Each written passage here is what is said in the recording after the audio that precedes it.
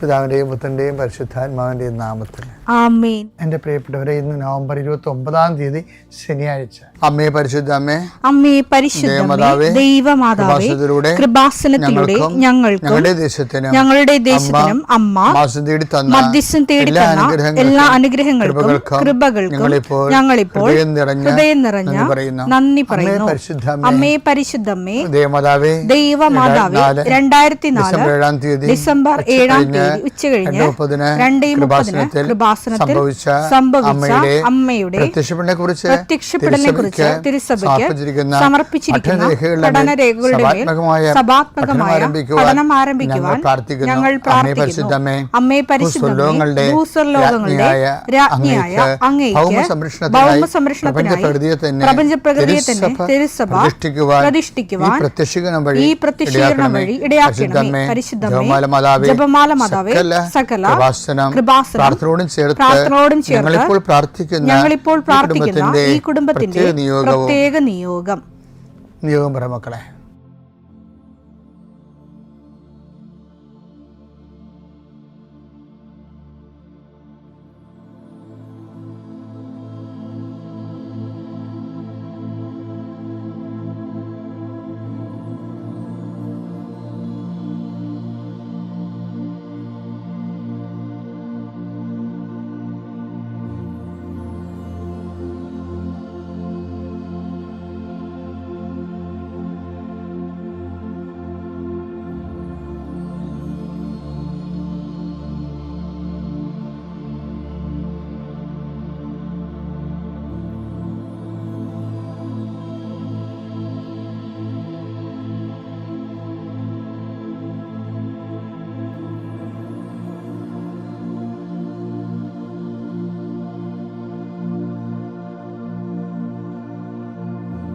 അമ്മയുടെ പ്രത്യക്ഷീകരണത്തിന്റെ ഈ അനുഗ്രഹവേളയിൽ ഞങ്ങൾക്ക് സാധിച്ചു തരുവാൻ കനിയണമേ.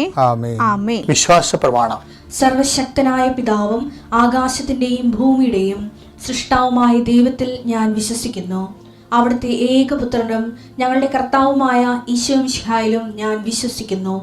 ഈ പുത്രൻ പരിശുദ്ധാത്മാവിനാൽ ഗർഭസ്ഥനായി കന്യകാമറിയത്തിൽ നിന്ന് പിറന്ന് പൊന്തിയോസ് പീലാത്തോസിന്റെ കാലത്ത് പീഡകൾ സഹിച്ച് കുരിശിൽ തറയ്ക്കപ്പെട്ട് മരിച്ച് അടക്കപ്പെട്ട് പാതാളങ്ങളിൽ ഇറങ്ങി മരിച്ചവരുടെ ഇടയിൽ നിന്ന് 3-ാം നാൾ ഉയർത്ത് സ്വർഗത്തിലേക്ക് എഴുന്നള്ളി സർവശക്തിയുള്ള പിതാവായ ദൈവത്തിന്റെ വലതുഭാഗത്തിരിക്കുന്നു. അവിടെ നിന്ന് ജീവിക്കുന്നവരെയും മരിച്ചവരെയും വിധിക്കുവാൻ വരുമെന്നും ഞാൻ വിശ്വസിക്കുന്നു. പരിശുദ്ധാത്മാവിലും ഞാൻ വിശ്വസിക്കുന്നു. വിശുദ്ധ കത്തോലിക്കാ സഭയിലും പുണ്യവാന്മാരുടെ ഐക്യത്തിലും പാപങ്ങളുടെ മോചനത്തിലും ശരീരത്തിന്റെ ഉയർപ്പിലും നിത്യമായ ജീവിതത്തിലും ഞാൻ വിശ്വസിക്കുന്നു. ആമേൻ.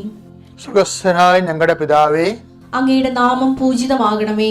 അങ്ങയുടെ രാജ്യം വരണമേ. അങ്ങയുടെ തിരുമനസ് സ്വർഗത്തിലെ പോലെ ഭൂമിയിലും ആകണമേ.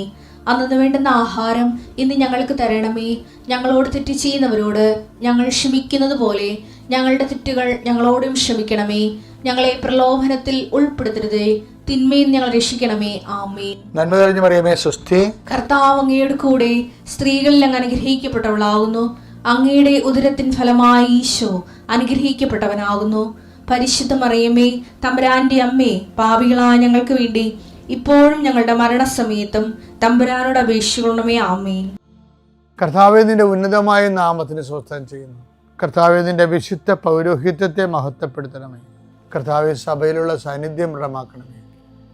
39 വർഷം ഞാൻ അർപ്പിച്ച കൃപാന്റെ യുഗതിയായി കൃപാസ്ഥാന ജീവനോടെ പ്രത്യക്ഷപ്പെട്ട മാതാവിൻ്റെ മാധ്യസ്ഥയിൽ അത്താറയിൽ നടന്ന 10,000-കണക്കിന് ആരാധന ശക്തിയാൽ മക്കളില്ലാത്തവരെ ഓർത്ത് പ്രാർത്ഥിക്കുന്ന ഈശോയെ, ആശുപത്രി കിടക്കുന്നവരെ ഓർത്ത് പ്രാർത്ഥിക്കുന്നു.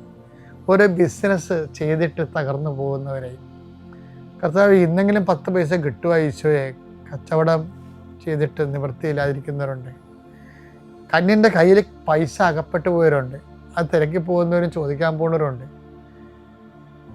അപ്പം അവരെല്ലാം അവരുടെ ഉദ്യമങ്ങളെല്ലാം കർത്താവ് കൊച്ചു തോബിയാസിനെ നീ വിട്ടില്ലേ, കടങ്ങൾ തിരിച്ചു കിട്ടും മേടിക്കാൻ വേണ്ടി. അതുപോലെ അന്ന് റാഫേൽ മാലാഖനെ നീ കൂടെ വിട്ടില്ലേ, ഞങ്ങൾക്ക് നഷ്ടപ്പെട്ടത് തിരിച്ചു വിട്ട മേടിക്കാൻ വേണ്ടി വിടുന്നവരുടെ കൂടെ പരിശുദ്ധമ്മയെ നീ കൂടെ വിടണമെന്ന് പ്രാർത്ഥിക്കുന്നു ഈശോ. കർത്താവേ, ജീവിതമാർഗം മുട്ടിപ്പോയവരുണ്ട്, വീട് സ്ഥലവും ഇല്ലാത്തവരുണ്ട്, വിവാഹം ഒത്തുവരാത്തവരുണ്ട്, മക്കൾ ദുർനടപ്പിൽ പോയിട്ട് വേദനിക്കുന്നവരുണ്ട്. എല്ലാ മേഖലകളിലും എന്തെല്ലാം വേദന നീ അനുഭവിക്കുന്നുണ്ടോ അവിടെ എല്ലാം ഈ ദിവസം കർത്താവ് നിന്നെ ആശീർവദിക്കട്ടെ. നീ കണ്ടുമുട്ടുന്ന വ്യക്തികളെ കർത്താവ് ആശീർവദിക്കട്ടെ.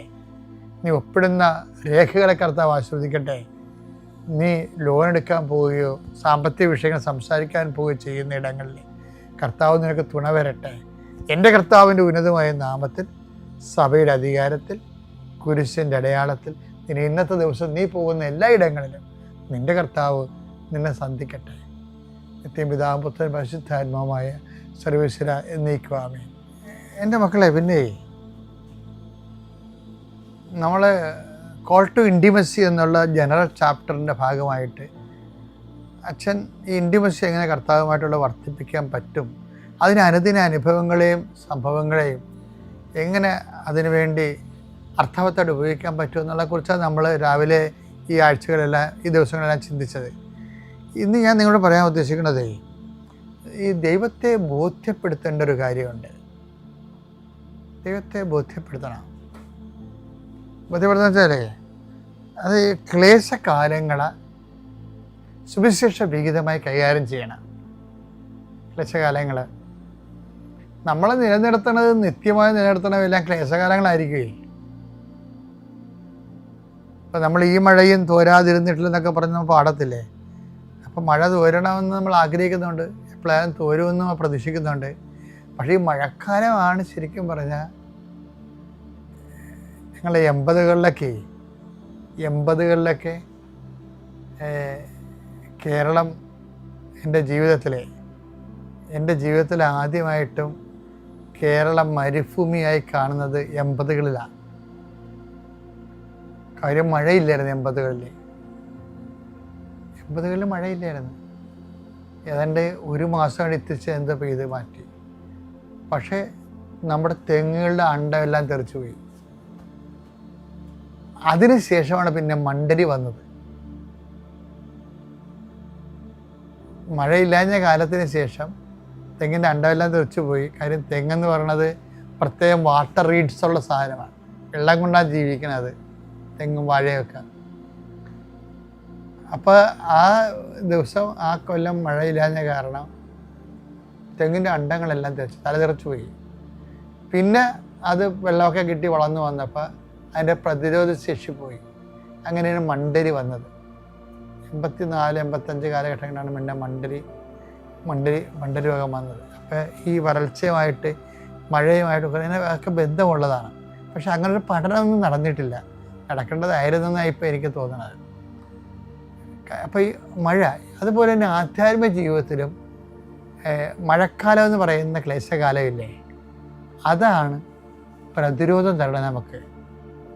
മഴക്കാലം ഇല്ലാതെ വേനൽക്കാലം മാത്രമായപ്പോൾ പിന്നീട് അതിജീവിച്ചു വന്നപ്പോൾ മണ്ടരിയായിപ്പോയില്ലേ, പ്രതിരോധം പോയി. ചെറിയ വണ്ടികൾക്ക് വരെ വെള്ളക്കാലത്ത് കയറി അതിനെ നശിപ്പിക്കാൻ പറ്റുമായിരുന്നു. അപ്പോൾ ഈ ക്ലേശകാലങ്ങളിലുള്ളവർക്ക്, ഇവിടെ വരുന്നവർക്ക് ഉണ്ടാകുന്നതിന് അത് ഒരു പ്രതിരോധം ഉണ്ടാകും. പ്രതിരോധം എന്ന് പറയുന്നത് ലോകപ്രലോഭനങ്ങളെ അതിജീവിക്കാനുള്ള കഴിവുണ്ടാകും. ആ ക്ലേശകാലങ്ങളാണ്. പക്ഷേ ക്ലേശകാലങ്ങളെ നമ്മൾ സുവിശേഷ വിഹിതമായി ഉപയോഗിക്കണമെന്നേ ഉള്ളൂ. സുവിശേഷ വിഹിതമായി ഉപയോഗിക്കണം. അപ്പോൾ എന്നിട്ട് നമ്മൾ ദൈവത്തെ ബോധ്യപ്പെടുത്തി കൊടുക്കണം.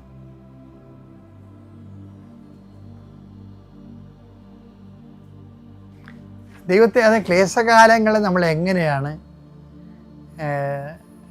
നമ്മൾ ഓഡിറ്റ് ചെയ്തത്, അക്കൗണ്ട് ചെയ്തത്, ക്ലേശകാലങ്ങളിൽ എന്ത് നേട്ടം നമ്മൾ ഉണ്ടാക്കിയെന്നുള്ളത്. ക്ലേശകാലങ്ങളിൽ നേട്ടം മാത്രമേ ഉണ്ടാക്കാൻ പറ്റത്തുള്ളൂ. ആധ്യാത്മിക ജീവിതത്തിൽ ഏറ്റവും വലിയ പ്രശ്നം അതാണ്.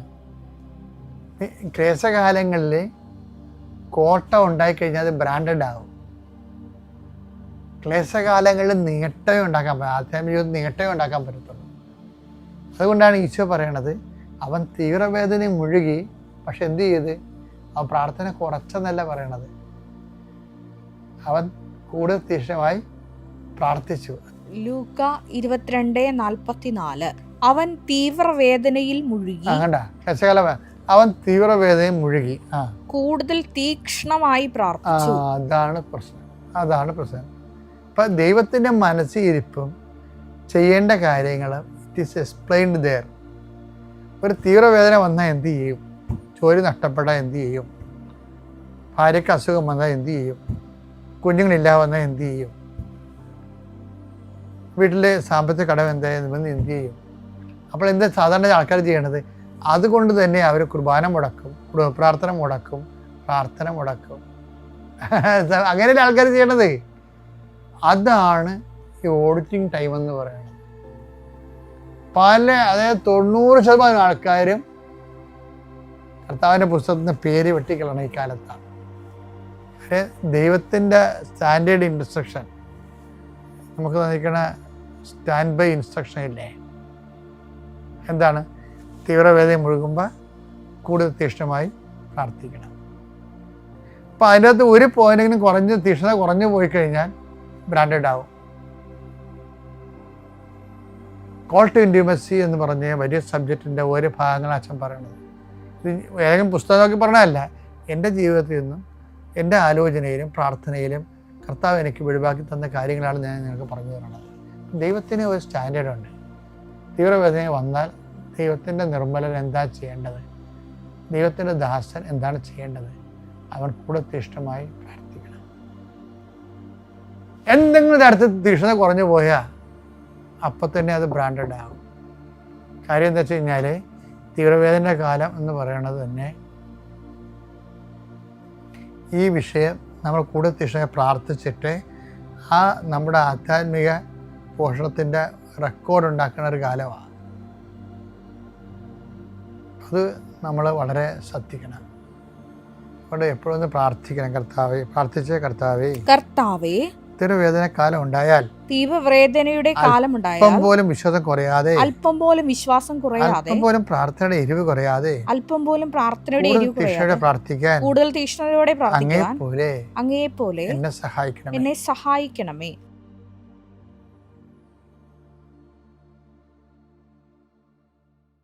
അത്യപൂർവ ദൈവാനുഭവങ്ങൾ ഇനി നിങ്ങൾക്കും സ്വന്തം. ഈ യൂട്യൂബ് ചാനൽ ഇതുവരെ സബ്സ്ക്രൈബ് ചെയ്തിട്ടില്ലെങ്കിൽ ഇപ്പോൾ തന്നെ സബ്സ്ക്രൈബ് ചെയ്യുക. ഈ വീഡിയോ ഇപ്പോൾ തന്നെ നിങ്ങളുടെ സുഹൃത്തുക്കൾക്ക് ഷെയർ ചെയ്തുകൊണ്ട് കർത്താവിന്റെ പ്രേക്ഷിതരാകുക.